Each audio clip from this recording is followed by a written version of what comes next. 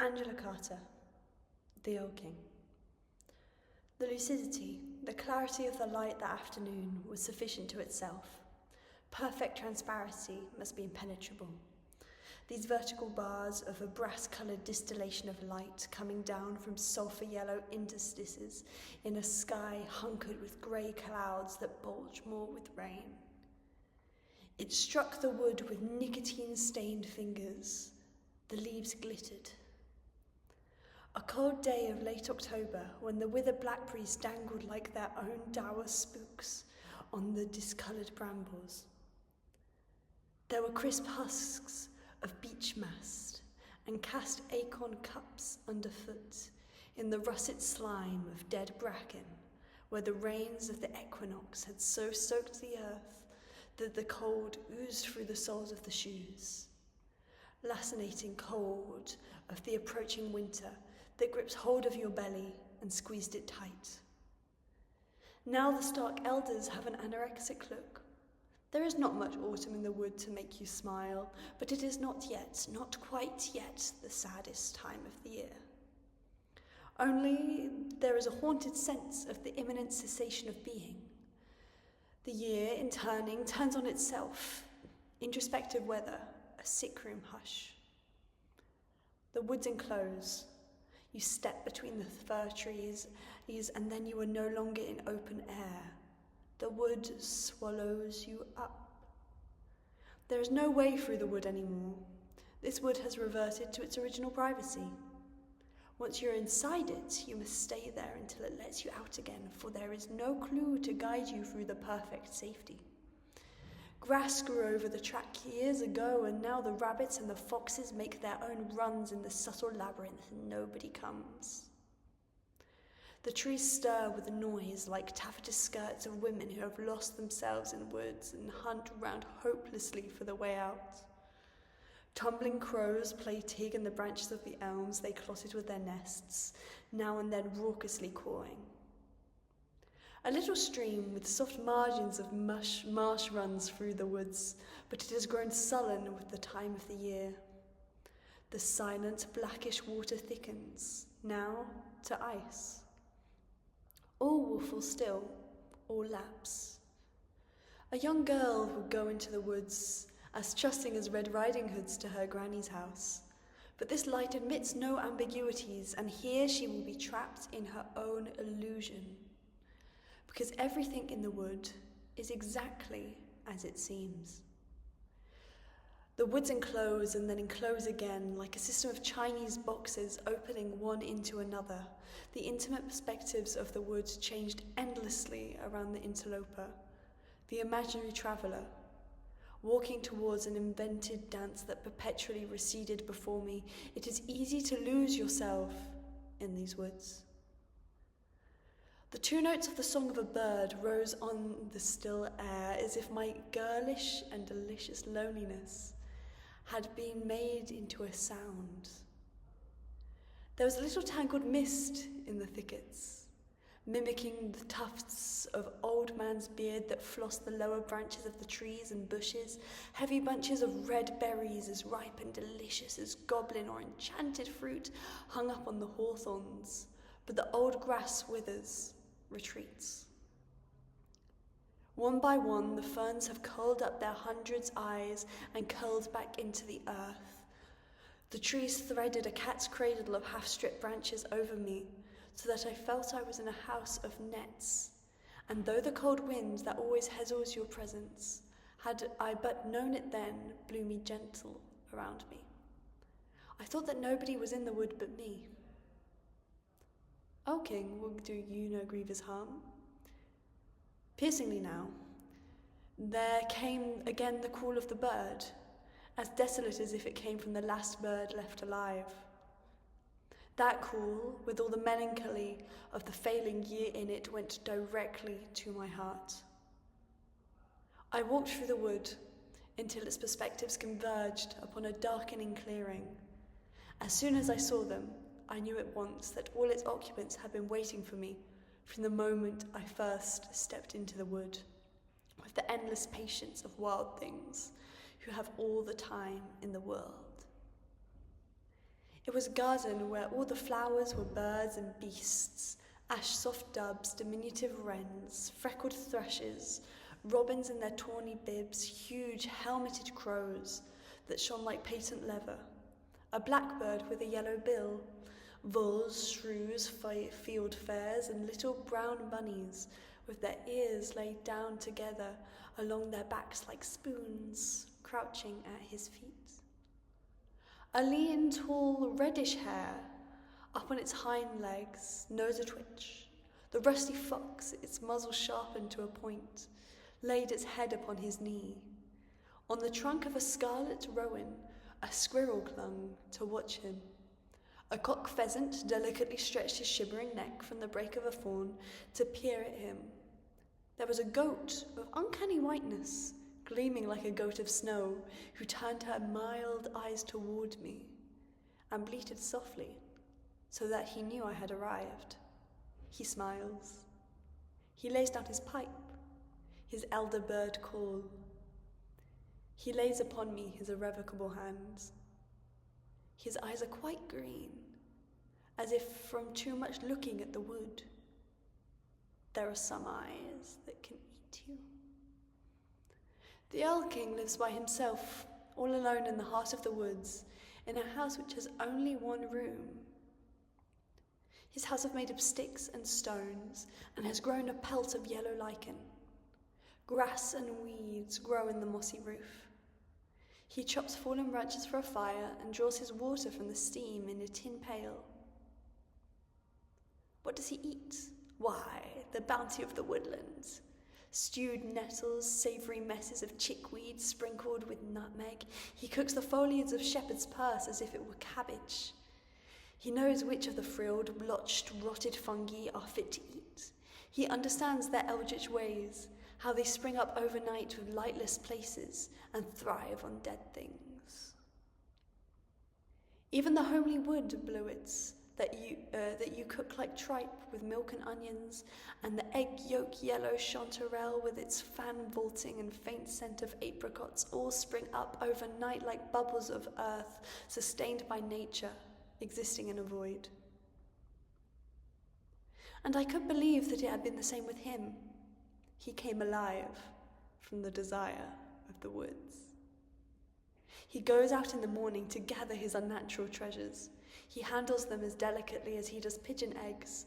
He lays them in one of the baskets he weaves from osiers. He makes salads of dandelion that he calls rude names, bum pipes or piss the beds, and flavours them with a few leaves of wild strawberry, but he will not touch the brambles. He says the devil spits on them at Michaelmas. His nanny goat, the colour of whey, gives him her abundant milk, and he can make soft cheese that has a unique, rank, amniotic taste. Sometimes he traps a rabbit in a snare of string and makes a soup or a stew seasoned with wild garlic. He knows all about the wood and the creatures in it. He told me about the grass snakes, how the old ones open their mouths wide when they smell danger and the thin little ones disappear down the old ones' throats until the fright is over and out they come again to run around as usual. He told me how the wise toad who squats among the kingcups by the stream in summer has a very precious jewel in his head. He said the owl was a baker's daughter. Then he smiled at me. He showed me how to thread mats from reeds and weave osier twigs into baskets and into the little cages in which he keeps his singing birds. His kitchen shakes and shivers from birdsong, from cage upon cage of singing birds, larks and linnets, which he plies up on against another wall, a wall of trapped birds. How cruel it is to keep wild birds in cages. But he laughs at me when I say that, laughs and shows his white pointed teeth with the spittle gleaming on them. He is an excellent housewife. His rustic home is spick and span. He puts his well-scoured saucepan and skillet neatly on the hearth, side by side, like a pair of polished shoes. Over the hearth hang bunches of drying mushrooms, the thin curling kind they call Jew's ears, which have grown on the elder tree since Judas himself hanged on one. This is the kind of law, he tells me, tempting my half-belief. He hangs up herbs in bunches to dry too. Thyme, marjoram, sage, vervain, southernwood, yarrow. The room is musical and aromatic, and there is always a wood fire crackling on the grate, a sweet, acrid smoke, a bright, glancing flame. But I cannot get a tune out of the old fiddle hanging on the wall beside the birds, because all of its strings are broken. Now, when I go for walks, sometimes in the morning when the frost has put its shiny thumbprint on the undergrowth, or sometimes, though less frequently, yet more enticingly in the evening when the cold settles down, I always go to the Erl King, and he lays me down on his bed of rustling straw, where I lie at his mercy of his huge hands. He is the tender butcher who showed me the price of flesh is love. "Skin the rabbit," he says, "off come all my clothes." When he combs his hair that is the colour of dead leaves fall out of it. They rustle and drift to the ground as though he were a tree, and he can stand as still as a tree when he wants the doves to flutter softly, crooning as they come down upon his shoulders, those silly, fat, trusting woodies with their pretty wedding rings around their necks. He makes their whistles out of an elder twig that is what he uses to call the birds out of the air. All the birds come, the sweetest singers will keep in his cages. The wind stirs the dark wood. It blows through the bushes. A little of the cold air that blows over graveyards always goes with him. It crisps the hairs on the back of my neck, but I'm not afraid of him. Only afraid of vertigo. Of the vertigo with which he seizes me, afraid of falling down. Falling as a bird would fall through the air if the Erl King tied up the winds in his handkerchief and knotted the ends together so they could not get out. Then the moving currents of the air would no longer sustain them, and all the birds would fall to the imperative of gravity, as I fall down for him, and I know it is only because he is kind to me that I do not fall still further. The earth with its fragile fleece of last summer's dying leaves and grasses supports me only out of complicity with him, because his flesh is of the same substance as those leaves that are slowly turning into earth. He could trust me. He could thrust me into the seedbed of next year's generation, and I would have to wait until he whistled me up from my darkness before I could come back again. Yet, when he shakes out those 2 clear notes from his bird call, I come like every other trusting thing that perches on the crook of his wrist. I found the Erl King sitting on an ivy-covered stump, winding all the birds in the wood to him on a diatonic spool of sound, one rising note on falling notes, such a sweet piercing call that down there came a soft chirruping jostle of birds. The clearing was cluttered with dead leaves, some the colour of honey, some the colour of cinders, some the colour of earth. He seemed so much the spirit of the place, I saw without surprise how the fox lay its muzzle fearlessly upon his knee. The brown light of the end of the day drained into the moist, heavy earth. All silent, all still, and the cool smell of night coming. The first drops of rain fell, in the wood no shelter but his cottage. That was the way I walked into the bird-haunted solitude of the Erl King, who keeps his feathered things in little cages he has woven out of osier twigs, and there they sit and sing for him. Goat's milk to drink from a chipped tin mug, we shall eat the oat cakes he has baked on the hearthstone. Rattle of the rain on the roof, the latch clanks on the door. We are shut inside with one another in the brown room crisp with the scent of burning logs that shiver with tiny flame. And I lie down on the Erl King's creaking palliasse of straw. His skin is the tint and the texture of sour cream. He has stiff, russet nipples, ripe as berries. Like a tree that bears blossom and fruit on the same bough together. How pleasing, how lovely. And now, I feel your sharp teeth in the subaqueous depths of your kisses. The equinoctial gales seize the bare elms and make them whiz and whirl like dervishes. You sink your teeth into my throat and make me scream. The white moon above the clearing coldly illuminates, and the still tableau of our embracements. How sweet I roamed, or rather, used to roam. Once I was the perfect child of the meadows of the summer, but then the year turned, the light clarified, and I saw the gaunt elf king, tall as a tree with birds in its branches, and he drew me towards him on his magic lasso of inhuman music. If I strung that old fiddle with your hair, we could waltz together to the music as the exhausted daylight found us among the trees. We should have better music with the shrill proclamations of a larks stacked in their pretty cages as the roof creaks with the freight of birds you've lured in, while we engage in your profane mysteries under the leaves. He strips me to my last nakedness.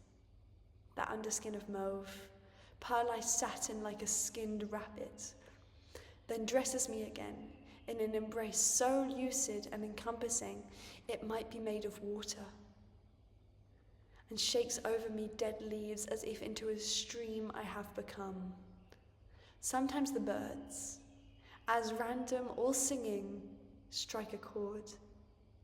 His skin covers me entirely. We are like two halves of a seed, enclosed in the same integument. I should like to grow enormously small, so that you could swallow me whole, like those queens in fairy tales who conceive when they swallow a small grain of corn or a sesame seed. Then I could lodge inside your body and you could bear me. The candle flutters and goes out. His touch both consoles and devastates me. I feel my heart pulse, then wither, naked as a stone on the roaring mattress, while the lovely, moony night slides through the window to dapple the flank of this innocent, who makes cages to keep the sweet birds in, eats me, drink me. Thirsty, cankered, goblin-ridden, I go back and back to him to have his fingers strip the tattered skin away and clothe me in his dress of water, this garment that drenches me, its slivering odor, its capacity for drowning. Now the crows drop winter from their wings, invoke the harshest season with their cry. It is growing colder. Scarcely a leaf is left on the trees, and the birds come to him in greater numbers because in this hard weather it is lean pickings. The blackbirds and thrushes must hunt the snails from hedge bottoms and crack the shells on stones, but the Earl King gives them corn, and when he whistles to them a moment later, you cannot see him, for the birds have covered him like a soft fall of feathered snow. He spreads out a goblin feast of fruit for me, such appalling succulence. I lie above him and see the light from the fire sucked into the black vortex of his eye, the emission of light at its center there that exerts on me such a tremendous pressure. It draws me inwards. Eyes green as apples, green as dead sea fruits. A wind rises. It makes a singular, wild, low, rushing sound. What big eyes you have, eyes of an incomparable luminosity, the numerous phosphorescence of the eyes of lycanthropes. The gelids are green of your eyes fixes my reflective face. It is a preservative, like a green liquid amber, it catches me. I am afraid I will be trapped in it forever, like the poor little ants and flies that stuck their feet in resin long before the sea covered the Baltic. He wins me into a circle of his eyes on a reel of birdsong. There is a black hole in the middle of both your eyes. It is still there in the center. Looking there makes me giddy, as if I might fall into it. Your green eye is a reducing chamber. If I look into it long enough, I will become as small as my own reflection. I will diminish to a point and vanish. I will be drawn down into the black whirlpool and be consumed by you. I shall become so small you can keep me in one of your osier cages and mock my loss of liberty. I have seen the cage you are weaving for me. It is a pretty one, and I shall sit hereafter in my cage among the other singing birds, but I shall be dumb from spite. When I realized the Earl King meant to do what the Earl King meant to do with me, I was shaken with a terrible fear, and I did not know what to do, for I loved him with all my heart, and yet I